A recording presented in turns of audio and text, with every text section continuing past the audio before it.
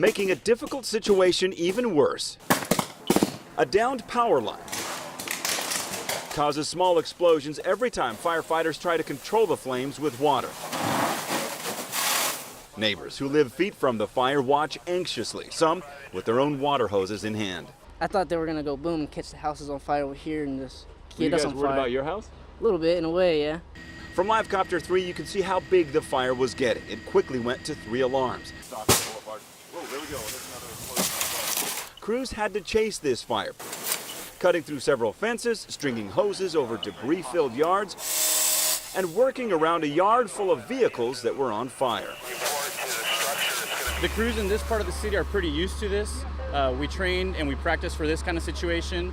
So yes, it is a problem for us, but we're prepared. The fire destroyed or damaged 4 or 5 homes or businesses. The hardest part of this fire were the cars that were on fire and the power line that was sending sparks into the air. Watch out for that fence, okay, boys? Firefighters had to wait more than half an hour before the power was turned off and the last of the flames could be extinguished. Okay, guys, this is good. The owner of the auto shop on fire saw the breaking news and ran to see if his business survived. What do you think when you look at it? Yeah, that's just happy and thank God a lot. So your main building is okay? Yes. It was only the cars in the back. How many cars? I don't know exactly. We started smelling like kind of like a funny smell. I started running around the building like crazy. And he said the house is on fire. Where's Latrell? I gotta hurry up and get this person out of here. Latrell McCochran says from the moment he sensed the smoke, It smelled like kind of gassy and like burnished. to when he saw the flames, it was all instinct, propelled by adrenaline. Flames are coming out everywhere, so. Those flames only fueled his sense of urgency. But I ran from up here. I kicked that fire extinguisher in. I ran down here to the house, saw the old guy kind of stumbling and stuff, so I picked him up. I took him down there where the other guys are at. The disabled 62-year-old man told Latrell his dog was still trapped inside the apartment. So I went back down here where the dog is, and back here in the room where the flames were coming from. I went back there, I opened up the door, the dog came out. Latrell wasn't the only one fighting this 4-alarm fire at this complex. In fact, his entire family pitched in. Broke the window here with another fire extinguisher, and started immediately trying to put the flames out. While little Latravion skated door to door, making sure everyone was out, his older brother Latrell ventured inside a 3rd time. I tied my shirt around my mouth, and I got down on the floor because you couldn't see nothing at the top. And I started looking, and to see if I see any feet. We called him about 5-6 times, nobody answered. It was afterwards when he talked to the man whose life he saved. He just kept saying, thank you, thank you, thank you. How did that feel? It felt good inside. Roughly 33 million vehicles hit the roads every day in California. CHP says so many of them have avoided registering their cars here. The state may be losing as much as $10 million a year in revenues. It's kind of like certain stuff you're supposed to do, but people kind of skirt around doing it. So I could understand why, because I know the registration fees are higher here than other states. The law says you have to register within 20 days of establishing residency here. It's just the law. They should pay the same amount I'm paying. Check out this map. CHP has found 23,000 vehicles from Arizona that failed to register, 24,000 from Nevada, and 26,000 out of Oregon. Those 3 states alone have yielded several millions in registration fees.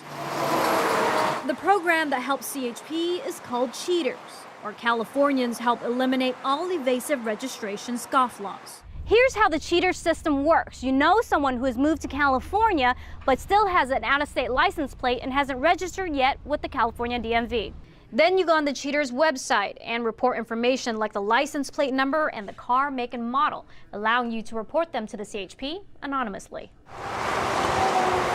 So far this year, the CHP has recovered more than $1 million thanks to cheaters, on track to beat all previous years. You think it'll catch up to them eventually? You can't evade the law forever? Either that or the karma will. In Sacramento, Claire Dwan, KCRA 3 News. Danny Davis's snowboarding career has taken many twists and turns. After a decade of trying, his Olympic chance came down to just one afternoon. But Davis has picked himself up off the snow before. This is his 3rd Olympic trials, and so the first one he just missed it, and the final event, and then the last one he got hurt before the Olympics. The night Davis made the Vancouver team, he celebrated with some drinks. Crashed an ATV, breaking his back. Second and final run for Danny Davis. The irony is, the Olympics have never been Davis's dream. It was the goal of his best friend, Kevin Pierce, who suffered a traumatic head injury while training for Vancouver. It was then when Davis vowed to make the team for his friend. Last Olympics, he was doing it for Kevin, and Kevin can't compete anymore. This time around, I guess I'm being a little more selfish, and that one was more for me. But still, I think Kev will be stoked for me.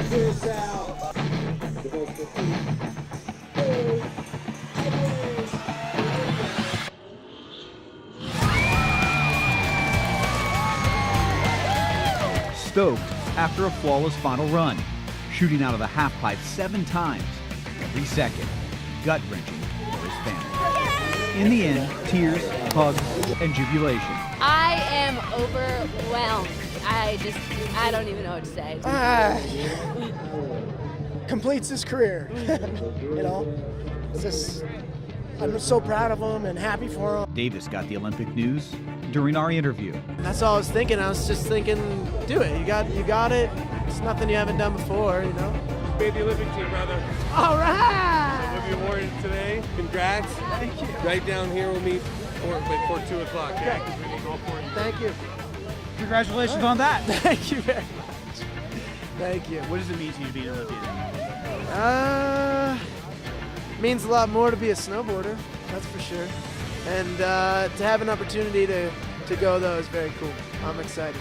Snowboarding. You never know what's going to happen next. Davis, next twist and turn will be in Russia, representing the United States. We are going Team Davis, road to Sochi. It's pretty unreal.